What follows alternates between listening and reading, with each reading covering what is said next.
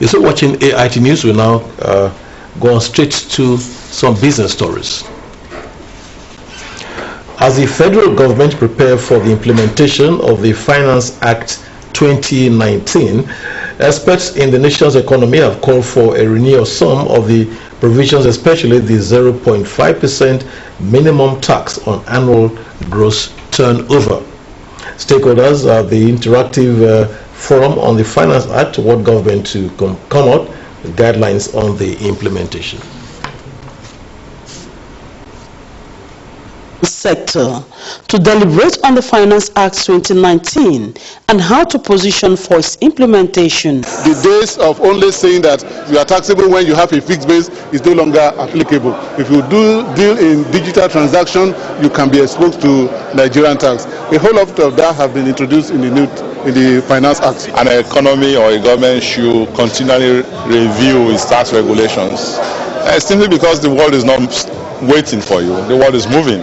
The issues raised include how to know when companies have reached the 25 million naira threshold, how to file refunds, and the 0.5% minimum tax on gross turnover. If you are an individual and you have so much relief, okay, you will still pay a minimum tax of 1%.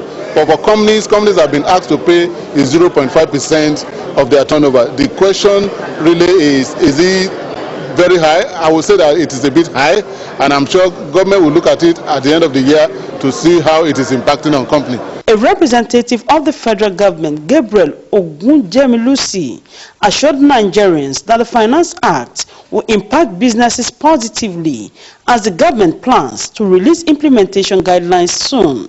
Yeah, the guidelines are already being worked upon, and as soon as maybe before the implementation, which is just next 2 weeks, some may come out. But the information circular did not know gazette. That's, we can just do that one. Guidelines also need no gazetting. So we are working on guidelines and information circulars. But for regulations, it may not be immediate. He added the late filing of returns attracts penalties of 50,000 naira, where companies that file returns early will be compensated. Nkiru Nwokedi, AIT News, Lagos. And power distribution companies failed to pay a total of 429.87 billion to the Nigerian Bulk Electricity Trading